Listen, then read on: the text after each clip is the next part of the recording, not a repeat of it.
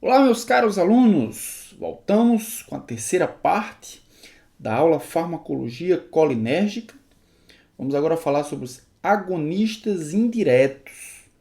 Os agonistas indiretos são aqueles fármacos que não vão agir diretamente no receptor, mas eles de alguma forma vão aumentar as concentrações de acetilcolina. Eles vão fazer isso porque eles vão inibir a enzima acetilcolinesterase. Por isso que eles são chamados de anticolinesterásicos, certo? Então vamos ver como é que eles funcionam. Então nós temos aqui o metabolismo da acetilcolina. A acetilcolina depois que ela é liberada, depois do impulso nervoso, ela vai chegar na sinapse, né? vai cair na fenda sináptica e vai agir nos seus receptores, sejam eles muscarínicos ou sejam eles nicotínicos. Mas depois de algum tempo, a acetilcolina precisa ser degradada e ela vai ser degradada pela enzima acetilcolinesterase. E ela vai degradar a acetilcolina em dois compostos. Vai degradar ela em acetato e também em colina, seus compostos originais. O que é que os fármacos anticolinesterásicos vão fazer? Os anticolinesterásicos eles vão inibir a enzima acetilcolinesterase, fazendo com que os níveis de acetilcolina permaneçam elevados por muito mais tempo.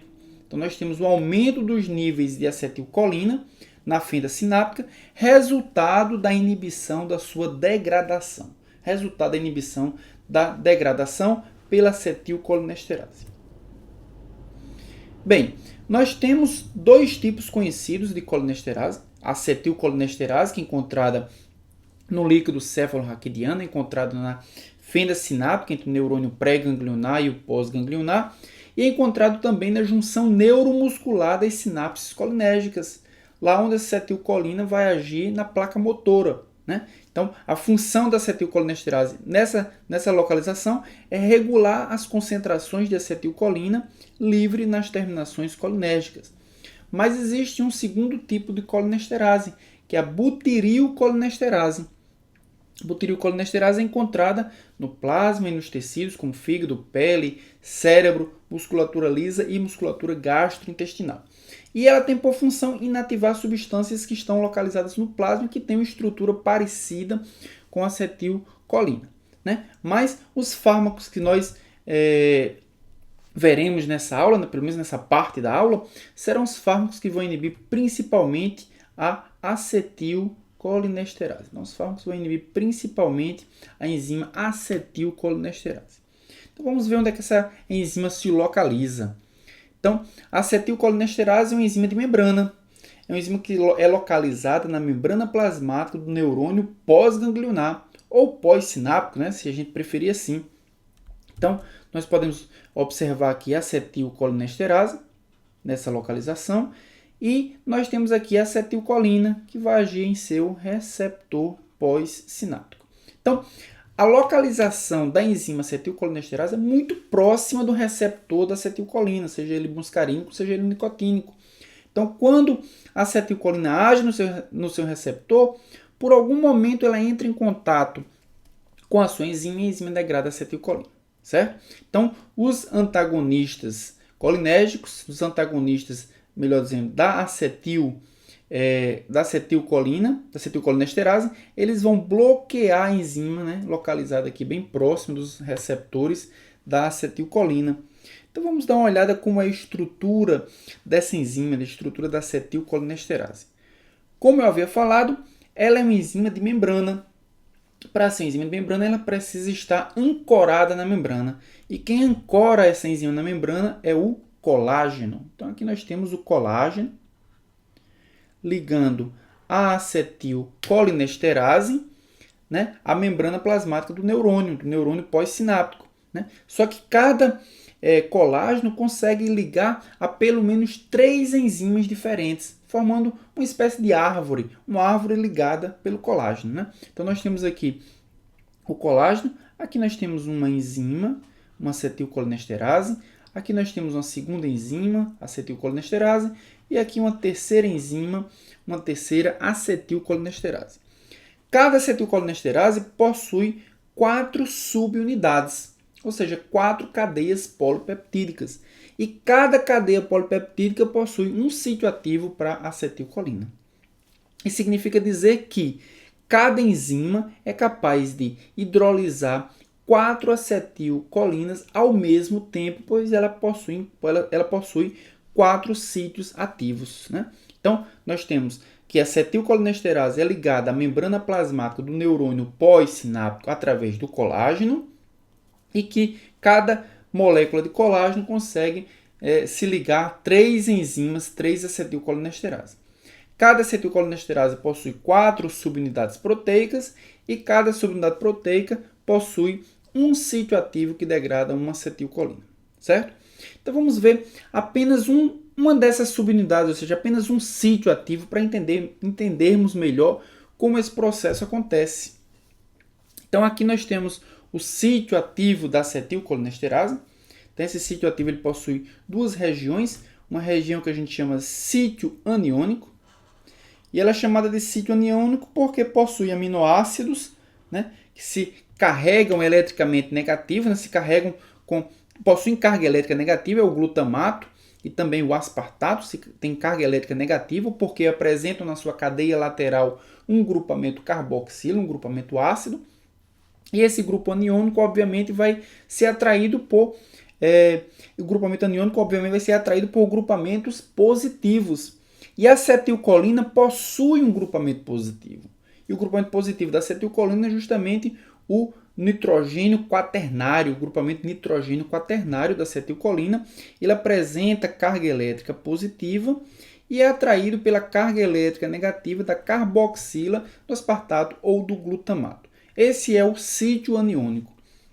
Mas a acetilcolinesterase também apresenta um outro sítio, um sítio esterásico. Um sítio formado basicamente por serina e por histidina, que são aminoácidos que conseguem interagir com o grupamento éster da acetilcolina. Lembrando que a acetilcolina ela foi derivada de 2 compostos. A colina, que é esse álcool aminado, né? Por isso que ele apresenta esse nitrogênio quaternário, e o grupamento éster que derivou da acetilcoenzima A. Esse grupamento éster possui uma carbonila que consegue interagir com grupos, principalmente da serina, né? Consegue interagir com a hidroxila, principalmente da serina. Tá? Então, são 2 sítios, um sítio aniônico que interage com a carga elétrica negativa do grupamento amino quaternário, né? O grupamento N quaternário, e o sítio esterásico que interage com a carbonila do grupamento éster, certo? Mas ainda podemos observar outras características também, né? O grupamento, ou melhor, o sítio ativo aniônico associado à tirosina, aqui do sítio esterásico, ela é responsável pela ligação da acetilcolina à acetilcolinesterase. Então, ela não tem atividade catalítica, apenas consegue ancorar a acetilcolina, ligar a acetilcolina com a acetilcolinesterase. Já os aminoácidos formados pela serina e pela histidina são responsáveis pela hidrólise da acetilcolina.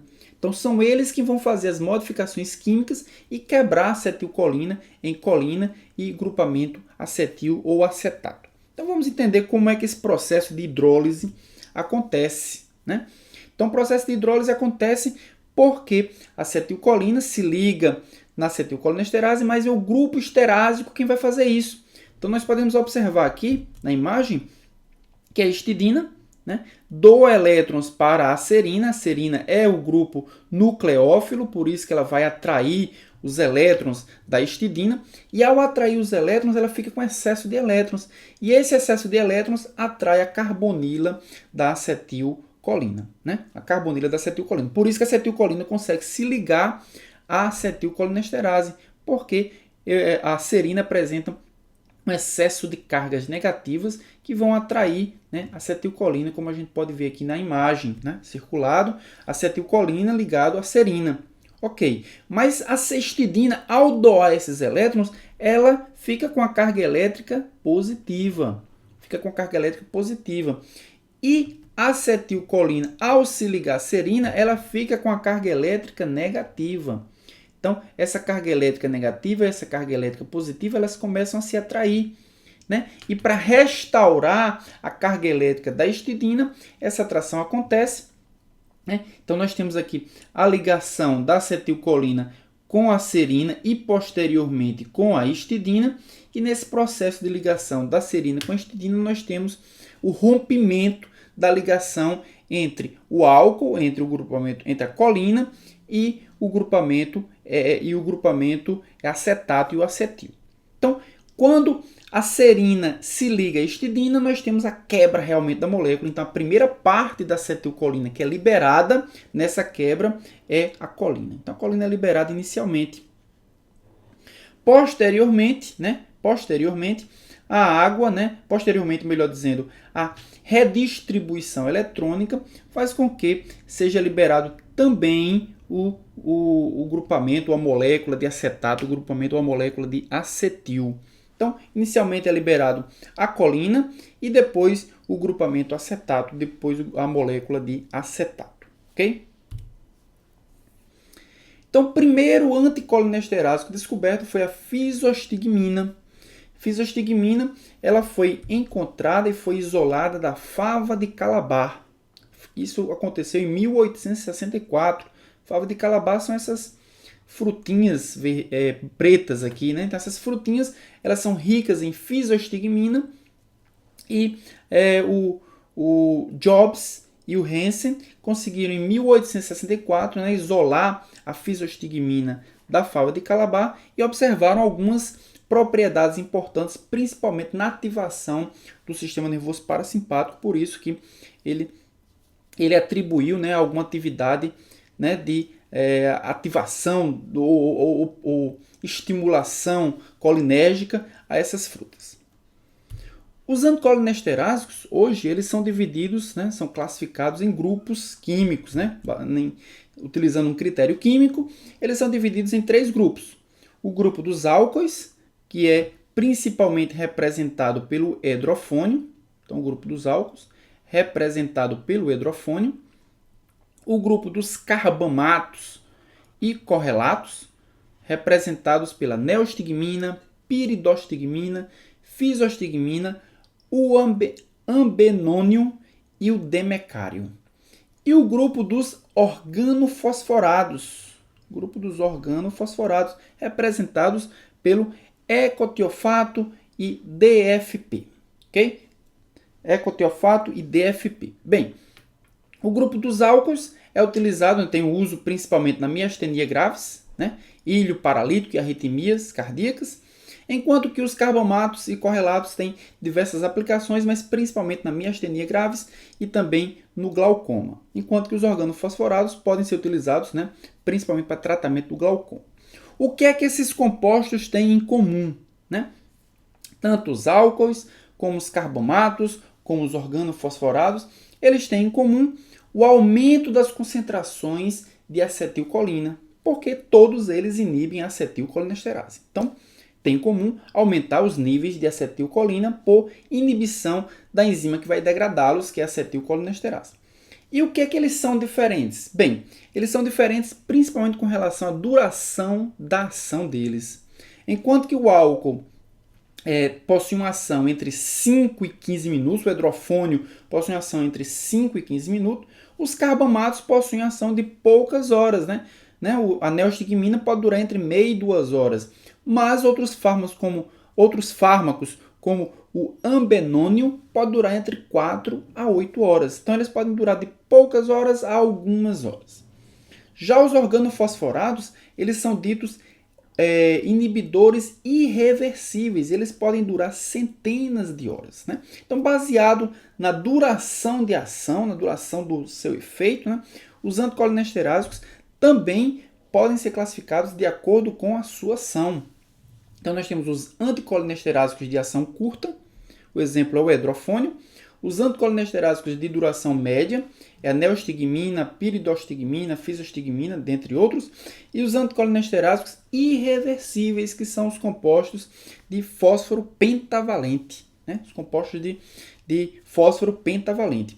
E por que os anticolinesterásicos, né, o hidrofônio, por exemplo, os álcools, eles têm uma duração tão curta?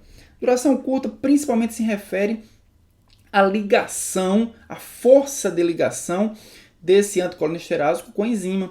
Então ele tem uma ligação muito fraca, então facilmente ele consegue se desligar da enzima anticolinesterásica. Então o tempo de ação dele é muito curto, né?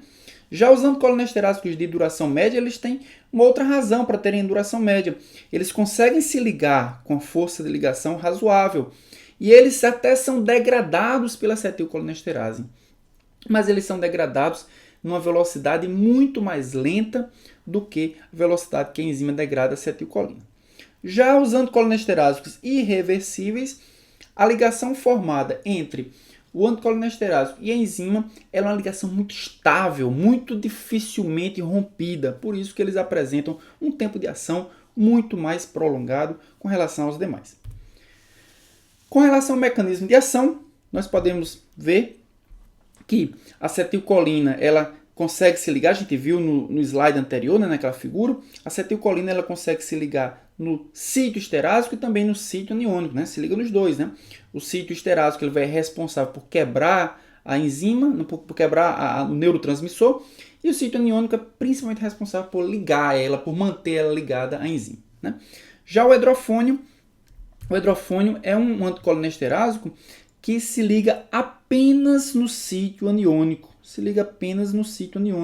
Por isso que o hidrofônio não é metabolizado. Quem metaboliza é o sítio esterásico, né? Então, ele se liga no sítio aniônico, ele não permite que a acetilcolina se ligue à acetilcolinesterase, porque o sítio aniônico está ocupado, mas pela ligação ser tão fraca, tão lábil, ele rapidamente se desliga e aí a acetilcolinesterase e a acetilcolina pode se ligar à enzima, certo? Por isso que o tempo de ação dele é mais curto também. Já os carbomatos ocupam os dois sítios, o sítio aniônico e ocupam também o sítio esterásico. Dessa forma, eles podem ser metabolizados, né? Só que eles são metabolizados numa velocidade muito mais lenta do que a acetilcolina. Então, eles conseguem ocupar os dois sítios, eles impedem que a acetilcolina se ligue à enzima, mas eles são metabolizados numa taxa muitíssimo lenta. Por isso que eles possuem um tempo de ação bem mais prolongado. Já os organofosforados, eles ocupam apenas o sítio esterásico, ou seja, eles ocupam um sítio que vai degradar a acetilcolina.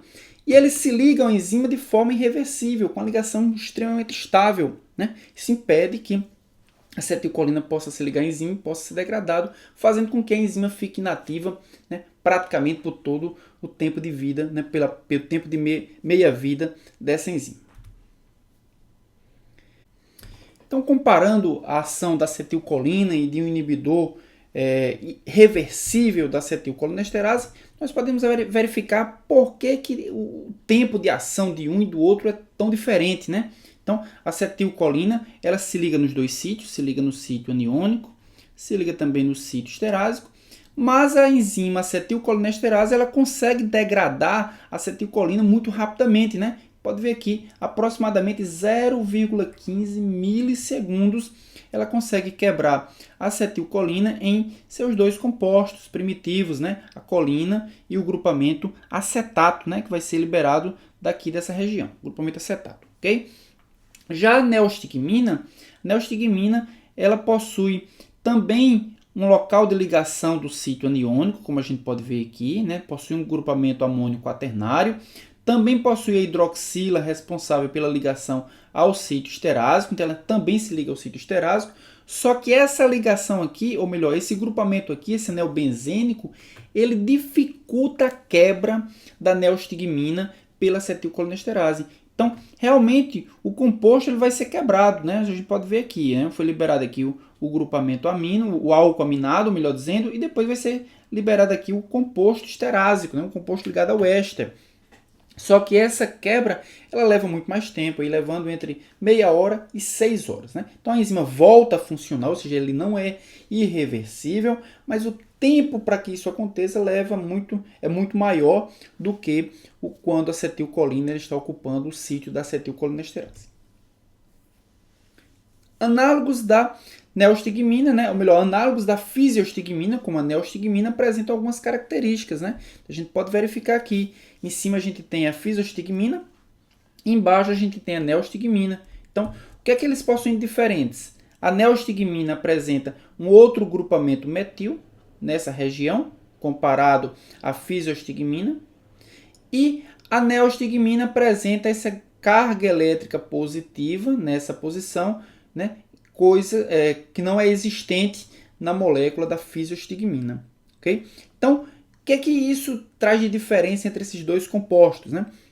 Então, a fisiostigmina ele é mais suscetível à hidrólise química, então ele é mais rapidamente quebrado comparado à neostigmina, e a fisiostigmina atravessa a barreira hematoencefálica, porque não apresenta carga elétrica nenhuma, enquanto que a neostigmina é mais resistente à hidrólise e não atravessa a barreira hematoencefálica por possuir essa carga elétrica positiva. Então, é um fármaco que não consegue agir no sistema nervoso central, ao contrário da fisiostigmina, que consegue agir no sistema nervoso central.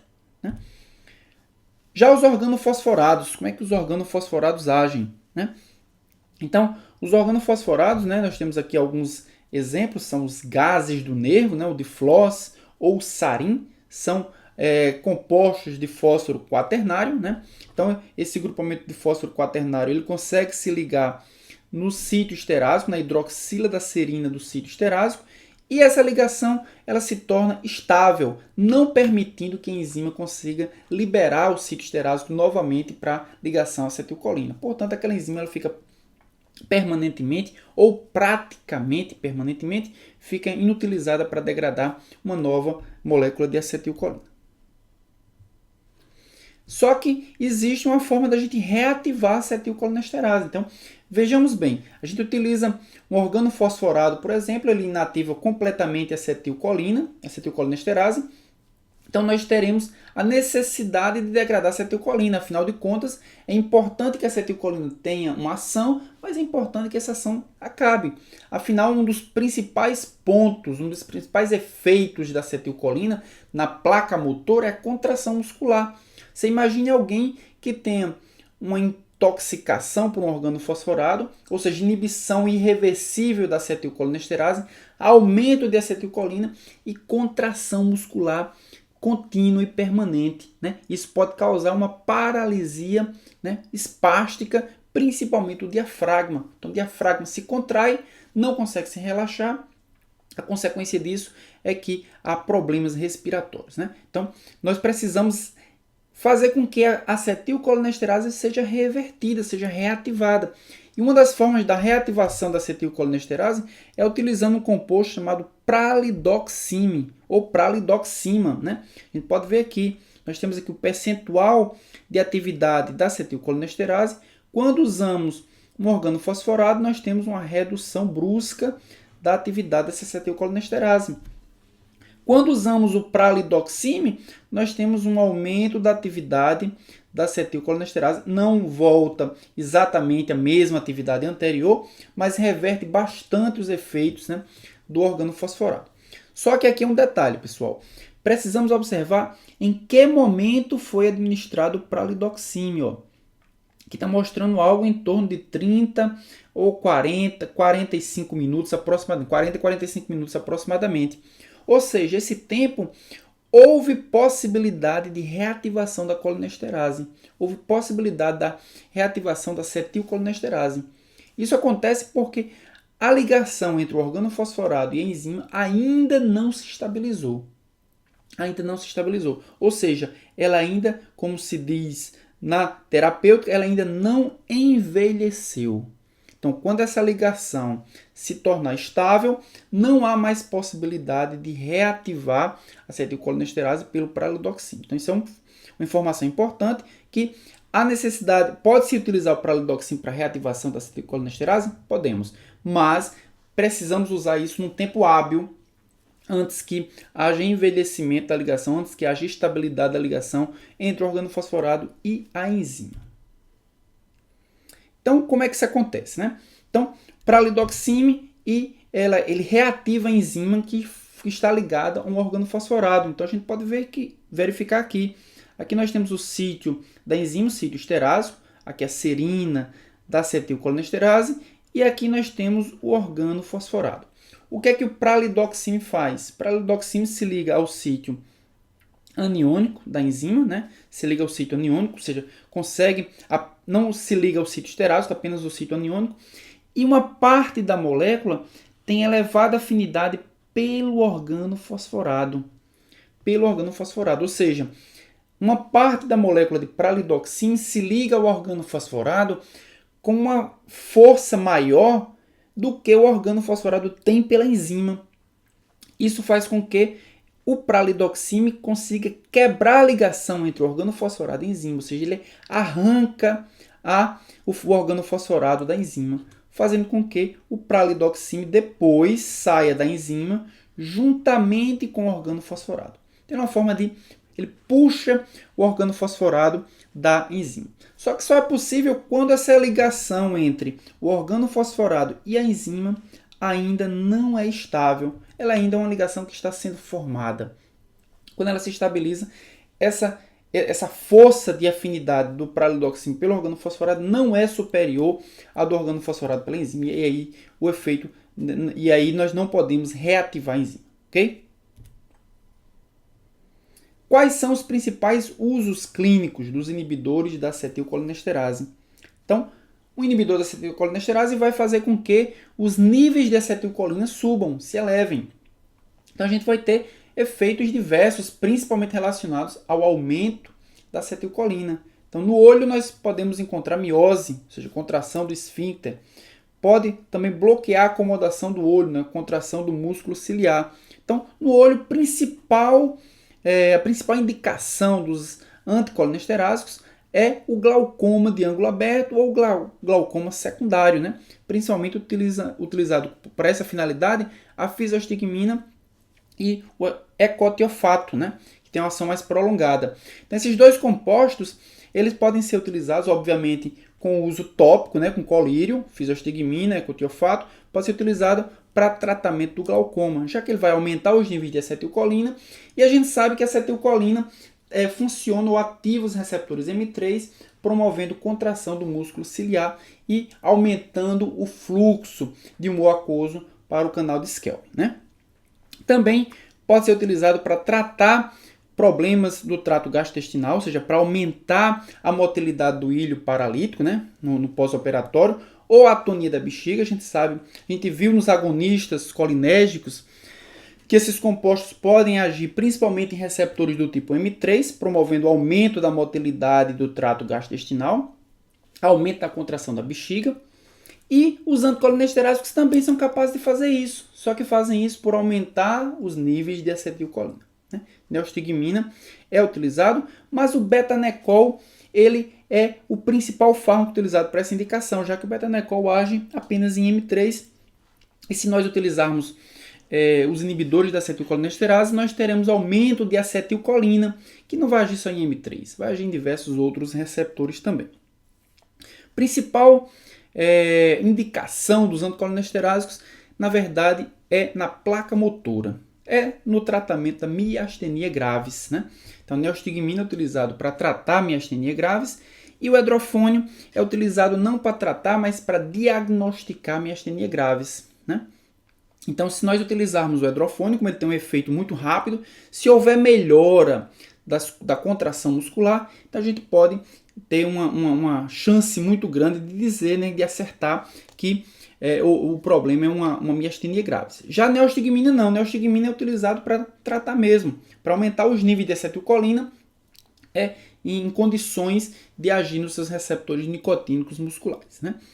E a reversão da toxicidade por agentes anticolinesterásicos, né, também é uma indicação, uso clínico dos anticolinesterásicos, né? Principalmente porque os bloqueadores anticolinérgicos, melhor dizendo, os bloqueadores dos receptores colinérgicos, eles estão impedindo que a acetilcolina haja, muitas vezes por competição.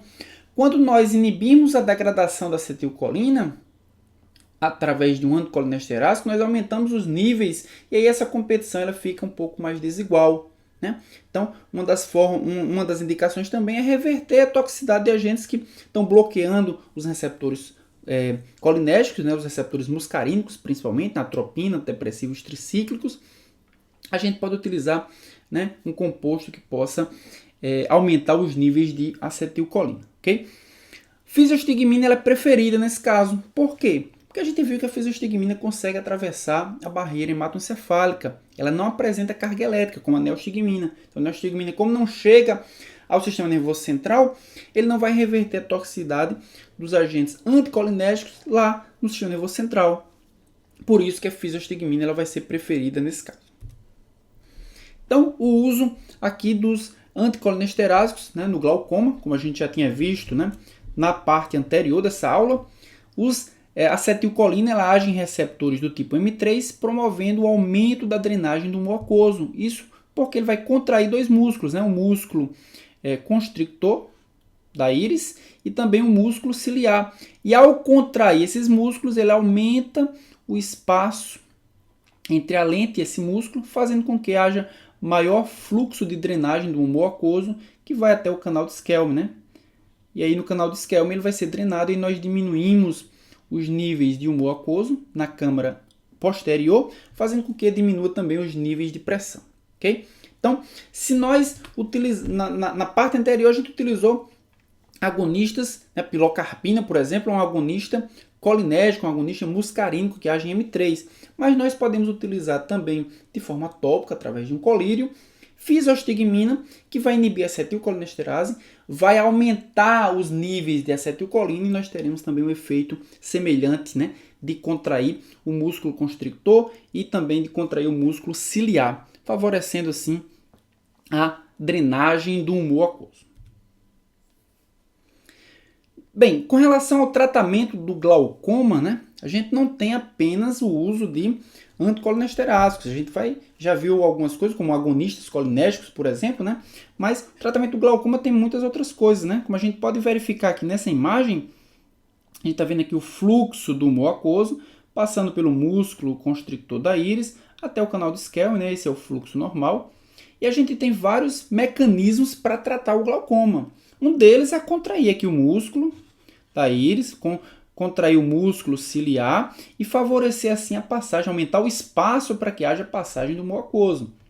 Isso é o que faz, por exemplo, os agonistas colinérgicos, isso é o que faz os anticolinesterásicos, né?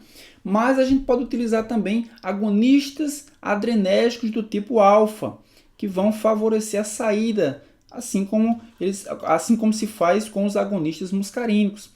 Mas os bloqueadores betas vão diminuir a secreção do humor aquoso, os agonistas alfa-2 também vão diminuir a secreção do humor aquoso e os inibidores da anidrase carbônica também, que são fármacos que podem ser utilizados por mecanismos diferentes, mas podem ser utilizados, né, para o tratamento do glaucoma.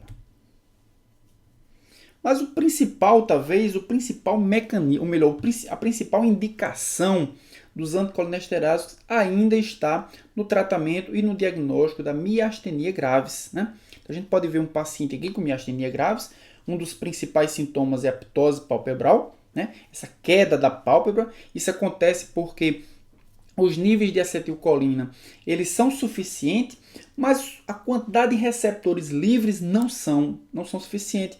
E nós não temos a ligação da acetilcolina com o seu receptor, favorecendo assim a contração muscular. Então, como o músculo não consegue se contrair, ele relaxa muito e nós temos a queda, né, do músculo da pálpebra, né? Uma das principais características é a ptose palpebral. Então vamos ver como é que é o mecanismo da miastenia gravis. A gente tem aqui um impulso normal, nervoso normal, vesículas de acetilcolina sendo liberadas aqui na placa motora. A acetilcolina vai se ligar em receptores nicotínicos NM, vai abrir os canais iônicos, a entrada de sódio vai favorecer a despolarização de membrana, e a gente viu que a despolarização de membrana é responsável pela abertura dos canais de cálcio, e o cálcio vai promover a contração muscular. É assim que funciona na placa motora. Entretanto, pacientes que têm miastenia gravis, eles produzem um anticorpo que vai se ligar em receptores em receptores nicotínicos, impedindo que a acetilcolina haja. Então, apesar da quantidade de acetilcolina ser normal, essa acetilcolina ela não consegue se ligar nos seus receptores porque os receptores estão ocupados por anticorpos.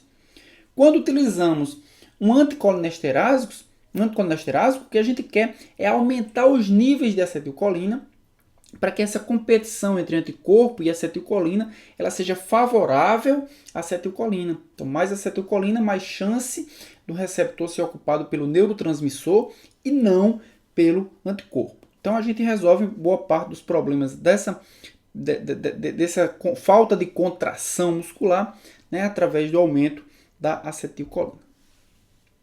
A gente pode ver nesses gráficos aqui o quão melhora realmente a ação, né, da contração muscular.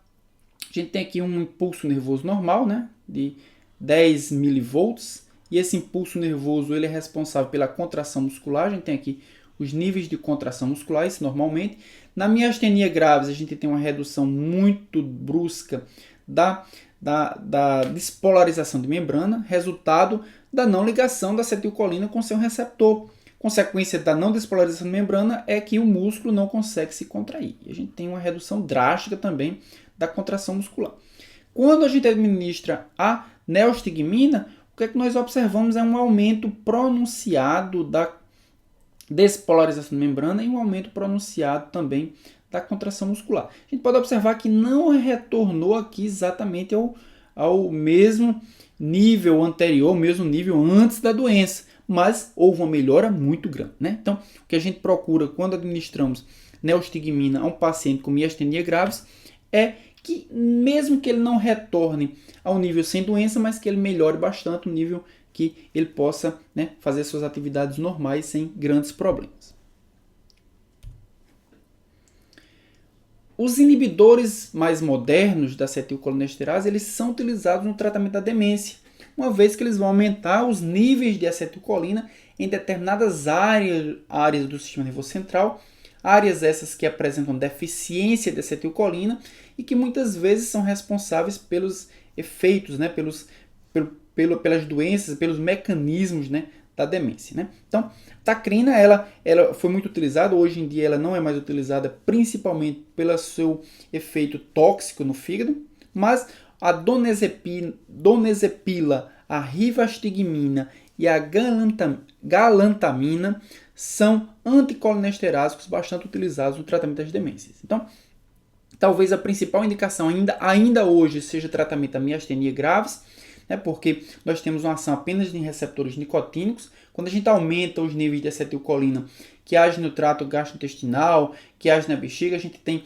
efeitos não tão seletivos quanto os agonistas colinérgicos, né? Mas quando a gente trata, por exemplo, na placa motora, a gente realmente tem um efeito bastante interessante. E atualmente a gente se utiliza muito, né, dos anticolinesterásicos no tratamento de alguns tipos de demência. Bem, quais são as principais reações adversas, né, e como é que é tratado, né, essas reações adversas, né, esses efeitos tóxicos, né, causados pelos inibidores da acetilcolinesterase? Então, quando se utiliza um inibidor da acetilcolinesterase, se tem muitas reações adversas, principalmente relacionadas com o aumento da acetilcolina, que ela é muito inespecífica, age em diversos receptores no corpo todo. Então, aumenta a salivação, aumenta o lacrimejamento, que são ações colinérgicas, né? A acetilcolina é um receptor, é um neurotransmissor parasimpático, então isso é uma atividade parasimpática.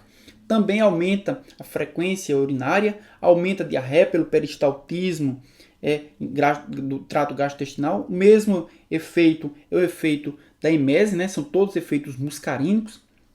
Diminui a frequência e a força de contração do coração, a bradicardia também é um efeito muscarínico. E apresenta efeitos nicotínicos também, como hipertensão ou hipotensão, né? E esses efeitos também estão relacionados à atividade, né, da acetilcolina. Além disso, apresenta cólicas, também por aumento do peristaltismo gastrointestinal, broncoconstricção, né, principalmente por ativação de receptores M3, além de tremor, náuseas e indução de convulsão do sistema nervoso central. Bem, o tratamento dos inibidores da acetilcolinesterase está em bloquear os receptores da acetilcolina.